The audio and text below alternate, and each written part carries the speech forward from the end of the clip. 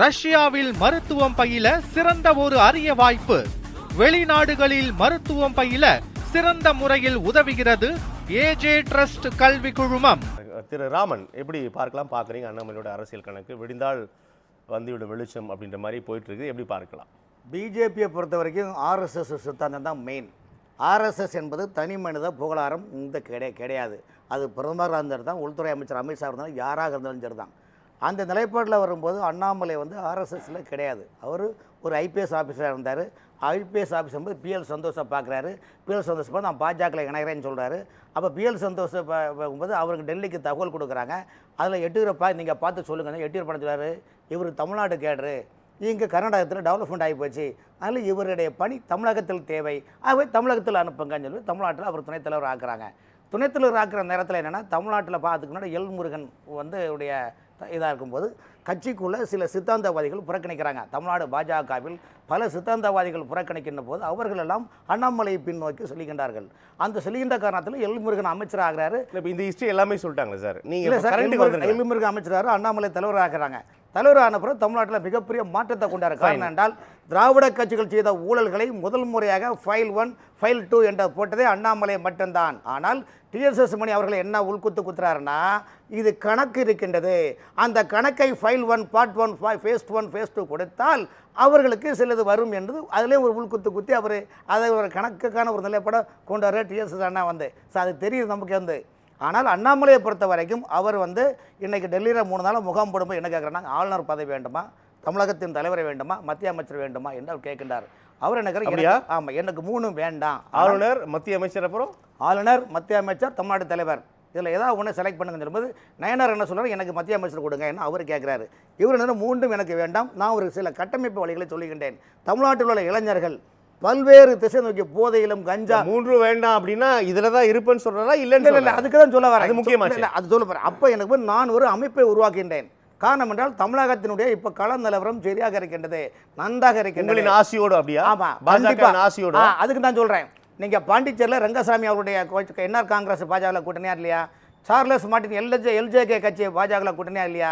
ஆந்திராவில் பவன் கல்யாண் கட்சி பாஜகவில் கூட்டணியா இல்லையா?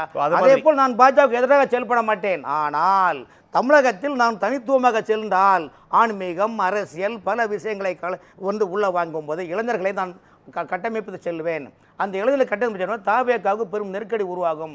அந்த தாவேக்கா நெருக்கடியை உருவாகும் என்பது அது மதத்தால் பிரியும், ஜாதியால் பிரியும், பல்வேறு இதால் பிரிக்கும் போது தாவேக்காவுக்கு எதிர்மறையான வாக்குகள் முழுவதும் அண்ணாமலைக்கு வரும் என்ற நிலைப்பாடு தான் அதிமுக திமுக இருக்கே சார். ஏற்கனவே சார் இங்கே அதிமுக நேற்றைக்கு நாஞ்சில் சம்பத்தே சொல்லிக்காரு, தேர்தலில் இந்த தேர்தலில் கண்டிப்பாக அண்ணாமலை கட்சி ஆரம்பிக்கும் போது தாவேக்காவுக்கும் அண்ணாமலைக்கும் தான் போட்டியை தவிர்த்து மற்ற திராவிட கட்சிகளுக்கு இல்லை என்ற நிலைப்பாடு இருக்குது. ஏன்னா அதிமுக பொறுத்த வரைக்கும் இன்னைக்கு பேர்த்து எடுத்துகிட்டு போகக்கூடிய சூழ்நிலை தாவேக்கா பண்ணிட்டு இருக்குது.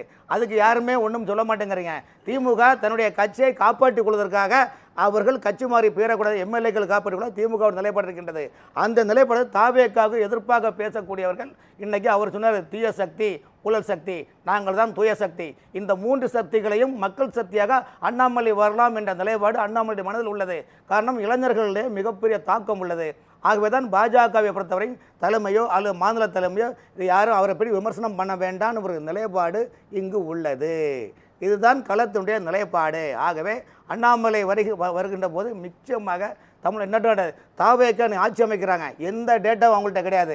கார்டிஸ்க்கு ஈபியில் உள்ள கார்டிஸ்கே காணாமல் சூழ்நிலை இருந்தது. காரணம் என்றால் தாவேக்கால் வந்துள்ள எம்எல்ஏக்களும் அமைச்சர்களும் நிச்சயமாக வெள்ள மண்டியில் ஒன்று கைவிடுவாங்க. அந்த கையை விடும்போது அவர்கள்ட்ட தாவேக்கா அமைச்சர் டேட்டா இருக்காது. ஆனால் அண்ணாமலையிடம் அத்தனை தகவலும் கையில் ஃபிங்கர் டிஸ்பிளே வச்சுக்கும் போது தாவேக்கா திசை மாறும், தடுமாறும். அவர் அண்ணாமலைக்கு கூட பதில் இல்லாதல் ஒரு நிலைப்பாடு வரும். காரணம் என்றால் ஆனப்பட்ட திமுகவே அவர் திணறடித்தார், ஊழல்களை வெளிப்படுத்தி கொண்டார். திமுக தடுமாறியாது இல்லையா? அந்த நேரத்தில் அண்ணாமலை எப்படி பண்ண, திமுகவும் அதிமுகவும் சேர்ந்து அண்ணாமலையை மாற்ற வேண்டும் என்ற நிலைப்பாடு 2024 பார்லிமெண்ட் தேர்தலில் கூட்டணி வேண்டாம், மதவாத சக்தியின் ஏடிஎம்கே வெளியில் வந்தது. அதன் பிறகு நயினார் நாகேந்திரன் வரணும் என்றால் அண்ணாமலையை மாற்ற என்று சொன்னார்கள். அதை வைத்து தேர்தலை சந்திப்போம் சொன்னார்கள், சந்தித்தார்கள். ஆனால் என்ன ஆச்சு? தோல்வி கண்டார்கள். இந்த நிலைப்பாடு 27 சீட்டு பட்டியலையும் எடப்பாடி பழனிசாமி நமக்கு சாதகமான தொகுதியை வாங்கி பெறவில்லை, அதில் நயினார் நாகேந்திரன் தோல்வி கண்டுள்ளார் என்று இத்தகைய பட்டியலை அடுக்கடுக்காக டெல்லியிலும் கொடுத்துள்ளார். டெல்லியில் அவரை 99% வெளியில் விடக்கூடாது, நமக்கு வரக்கூடிய கட்டமைப்பு இருக்கிற காரணம் என்றால் தாவேகாவில் தமிழகத்தில் மிக பெரும் பிரச்சனை வரும், இந்த ஆட்சியின் மூலமாக காரணம் என்று அவங்களுக்கு கண்டதே கோலம் கொண்டதே காட்சி என்ற நிலைப்பாடு பயணிக்கின்றார்கள். இதை திமுக உன்னிப்பாக பார்த்து சின்ன விஷயம், ஒரு சின்ன குறுக்கீடு. இப்போ நீங்களே சொல்லிட்டீங்க பாஜகவோட ஆசையோடு இவர் வருகிறான்னு சொல்லிட்டீங்க. தாவேகா ஒரு ஸ்டாண்ட் எடுத்துச்சு, இருக்கக்கூடிய அதிமுக திமுக சரியாக இங்கே இல்லை, மக்கள் அதிருப்தியை அறுவடை செய்தது வாக்குகளாக. இப்போ நீங்களே சொல்லிட்டீங்க பாஜக பின்புலம் இருக்குன்னு திரு மணி சொல்கிறாரு, இங்கே திமுக பேக்கப் பண்ணுதுன்னு சொல்லும் போது மக்கள் இதை பார்க்க மாட்டாங்களான்னு கேட்குறேன். எப்படி அண்ணாமலை வரை இருப்பார்கள் சார்? இல்லை பேக்கப் நீங்கள் சொல்ல, ஆனால் நீங்கள் ஒரு பாஜகவும் சொன்னேன் சார். இதே மக்கள் தான் தாவேகாவுக்கு ஓட்டு போட்டாங்க, இதே மக்கள் தான் தாவேகா இப்படி இந்த கட்சிக்கு ஓட்டு போட்டேன் என்று மக்களும் நினைக்க போகின்றார்கள், சொல்ல போகின்றார்கள். இதைத்தான் திமுக அதற்குள்ளாக அடுத்து இன்னொரு தலைவர் நோக்கி சென்று விடுவார்களான்னு கேட்கிறேன். கண்டிப்பாக சார், நீங்க நல்ல நிர்வாகம் கொடுத்தால் எதுக்கு இன்னைக்கு திமுகவுக்கு இன்னைக்கு தோல்வியாக திமுக நினைச்சுதான் நம்ம தோற்கு பண்ண தமிழ்நாடு முழுவதும் அரசு இயந்திரங்களை தங்களுக்கு சாதகமாக பயன்படுத்தின திமுக தேர்தலில் பயன்படுத்தின பல ஆயிரம் கோடிகளை விட்டெறிந்தார்கள். ஆனால் தோல்வியை பரிசாக கொடுத்தார்களா இல்லையா மக்கள்? ஆனால் சம்பந்தமே இல்லாமல் எந்த தியாகமும் இல்லாமல் நாட்டின் நட்டீர்களா களை படித்தவர்களா சிறை சென்றீர்களா எந்த ஒரு இதுவும் இல்லாமல் மக்கள் ஒரு நடிகரை நம்பி வாக்களித்து ஆட்சியில் அமைத்துள்ளார்கள். அதே மக்கள் அண்ணாமலைக்கும் ஆதரவு அளிப்பார் என்பது குறிப்பிடத்தக்கது. அதனால தான் அண்ணாமலை எனக்கு ஒரு வாய்ப்பு கொடுக்க நான் நிற்கிறேன்னு சொல்லாரு. ஆனால் அண்ணாமலை ஒருபோதும் மத்தியில் பாஜக அரசு எதிராக அவர் கருத்துக்களை வெளியிட மாட்டார், சொல்ல மாட்டார். இந்த இது சொன்னார்ல ஃபைல்ஸ் வெளியிட்டாங்க, நம்மளே ஆமாம் டிஎம்கே ஃபைல்ஸ் 1 and 2 நம்மளே 2023 மிகப்பெரிய எதிர்பார்ப்பு வந்தோம். அந்த பேட்டி கொடுக்கும்போதே செய்தியாளர்கிட்ட அவர் என்ன சொன்னார்னா, இந்த ஃபைல்ஸை என்ன செய்ய போகிறீங்கன்னு கேட்டப்போ சொன்னார், இப்போது கமிஷனர்கிட்ட நாங்கள் கொடுக்க போகிறோம், புகார் மனு லஞ்ச ஒழிப்புத்துறைக்கும் டிஜிபிக்கும் கொடுக்க போகிறோம். இதை 15 நாள் டைம், அவங்க நடவடிக்கை எடுக்கலைன்னா கவர்னர்கிட்ட கொடுக்க போகிறோம்.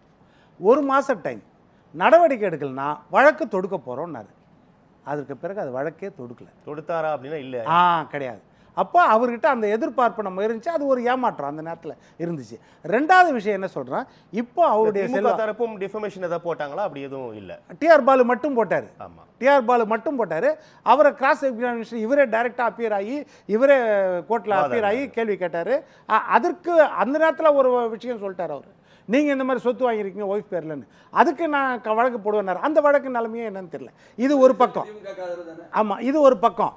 இன்னொரு பக்கம் என்ன சொல்ல வரேன்னா, இன்னைக்கு அவருக்கு செல்வாக்கு நம்ம மறுக்கவே இல்லை, அவருக்கு செல்வாக்கு இருக்குது. அதுக்காக பிஜேபியும் நம்ம குறைச்சி மதிப்பிடல. பிஜேபியும் 15 ஆண்டுகளாக இந்த தேசத்தை சாதாரண கட்சி கிடையாது. இல்லை, இதை தாண்டி அவருக்கு செல்வாக்கு வந்து அவரும் வளர்த்தாரு, கட்சிக்கும் வளர்த்தாரு, இல்லைன்னு நம்ம சொல்ல வரல. ஆனால் என்னன்னா, இன்னைக்கு தனி கட்சி ஆரம்பிக்கிற எண்ணம் வந்தா எதற்காக அங்கே போய் 4 நாள் 3 நாள் வெயிட் பண்ணும்? ராமன் தான் பதில் சொல்லணும். அப்போ இதுக்கு 2 விஷயம் இருக்குது. அப்போ அவர் அதை விட்டு வரவும் மனசு இல்லை, கட்சி ஆரம்பிக்கலாமான்னு எண்ணங்குது. அந்த 50-50 எண்ணத்தில் அவர் இருக்கார். நாளைக்கு 12 மணிக்கு மனம் திறந்து பேசுகிறார். பத்திரம் பதிவு பண்ணது முதல் டாக்குமெண்ட்டை கேட்பது போல அண்ணாமலை பாஜகவில் தான் இதாக இருந்தார். அப்படிக்கும் போது அவருடைய மனக்குமலை தாய் வீட்டில் தான் சொல்ல முடியும், எங்களுக்கு இந்த மாதிரி இருக்குது, தமிழ்நாட்டு நிலைப்பாடு இருக்கப்பட்டிருக்குன்னு.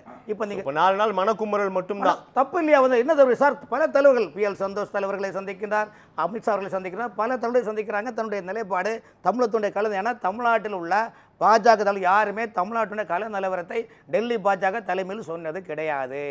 ஆகவே தான் அவர் எல்லாமே அலசி ஆராய்ந்து அனலிஸ்ட் பண்ணி தான் அவர் நிலைப்பாடு இருக்கிறார் தவிர்த்து டக்குன்னு ஒன்று. ஏன்னா அவர் வந்து சாதாரண ஆளுங்க நினைக்காதுங்க. அண்ணாமலையை தமிழ்நாடு கடந்து செல்ல முடியாது, அண்ணாமலையை மத்திய பாஜகவும் கடந்து சொல்ல முடியாது. அன்றைய காலகட்ட நிலைப்பாடு விட இன்றைக்குள்ள காலகட்ட நடைமுறை, இன்றைக்கு இளைய தலைமுறைகள் வழிநடத்தி சொல்லக்கூடிய சூழ்நிலை தமிழ்நாட்டில் உள்ளது. ஆகவே தான் அண்ணாமலைக்கு இது ஒரு பொற்காலமான சூழ்நிலை என்றால் தான் பாஜகவை எதிர்க்காமல் ஒரு நல்ல ஒட்டுமொத்த கருத்தோடு அவர் அரசியல் கட்சி ஆரம்பிக்கிறதுக்கு வாய்ப்பு இருக்கு. பார்க்கலாம் பேசலாம். எல்லோரும் சொல்லக்கூடிய குறிப்பிட்ட தரவுகள் மிகச்சரியானது. 2024 அதிமுகவை வெட்டி விடுவதனால்தான் அகில இந்திய பாஜகவுக்கு 15 தொகுதியோ 10 தொகுதியோ 5 தொகுதியோ கூட தமிழ்நாட்டில் கிடைக்க விடாமல் பண்ணது என்ற விஷயம் இருக்குதே, அது வந்து யாருக்கு சாதகம்? திமுகவுக்கு சாதகம். 40க்கு 40 சொன்ன ஸ்டாலினுக்கு சாதகம். அதை திட்டமிட்டுத்தான் செய்தார் அண்ணாமலை என்பதனால்தான் நான் பாஜகவும் அதிமுகவும் பாதி பேசிட்டு இருக்கேன். இல்ல அது முடிக்கல. ஹலோ பாஜகவும் திமுக அதிமுகவும் பிரிந்து நிற்கும் பொழுது அதிமுகவுடன் பாமக நிற்கிறது. அதிமுக பாமக வெற்றி பெற்று வந்துவிடக்கூடாது என்பதற்காக பாமக பிரித்ததும் அண்ணாமலை, இது எல்லோருக்கும் தெரியும். அப்போ திமுகவுக்கு உதவி இருப்பது என்பதுதான் ரிசல்ட்டு, திட்டமிட்டு செய்கிறார் என்பதுதான் வந்திருக்கிற செய்தி. தவறான தவறு சார். அண்ணன் டிஎஸ் மணி இதுவரைக்கும் நல்லா பண்ணிட்டு இருந்தாரு. இது எப்படிங்க ஏங்க இந்த 2024 நாடாளுமன்ற தேர்தலில் போயிடுச்சு இல்ல சார், அதிமுகவை 2024 நாடாளுமன்ற தேர்தலில் தனியா நிக்க சொல்லி திமுகவுடைய அசைன்மெண்ட், திமுக கொடுத்த அசைன்மெண்ட் பலன் அடைஞ்சது. திமுக கூட்டணி அன்னைக்கு கூட்டணி வச்சிருந்தா 10 எம்பி சீட் கிடைச்சிருக்கும். இன்னைக்கு கூட்டணி வச்சு நிதிஷ்குமார் அவசியம் கிடையாது. அண்ணாமலை கெடுத்தாருன்னு சொல்றாங்க. இதெல்லாம் அரசியல் பழி. இது வந்து நம்ம ஆதாரம் இருக்கும் இல்லை இருக்கும். ஆனால் நம்ம குமார் அவர்களும் ராமன் சொல்கிறது தான் தீர்வு. என்னன்னா இவர் என்ன சொல்றாரு, தமிழ்நாட்டு பிஜேபி ஒன்னா தான் அண்ணாமலை இருப்பாருன்றார். அவரு தமிழ்நாட்டு பிஜேபி 2-ஆ இருப்பாருன்றார் அண்ணாமலை. அவரோட ஆசை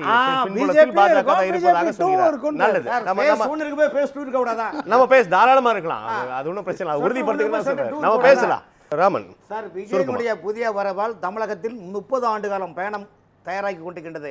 ஒன்று விஜய், உதயநிதி, அண்ணாமலை, இந்த 3 தலைவர்களையும் மையம் கொண்டுதான் தமிழகத்தினுடைய அரசியல் களத்தினுடைய பயணம் உள்ளது. ஆகவே இந்த இது வந்து தேர்தல் விஜய்க்கு எதிரான ஒரு நிலைப்பாடு என்பதுதான் என்னுடைய கருத்து.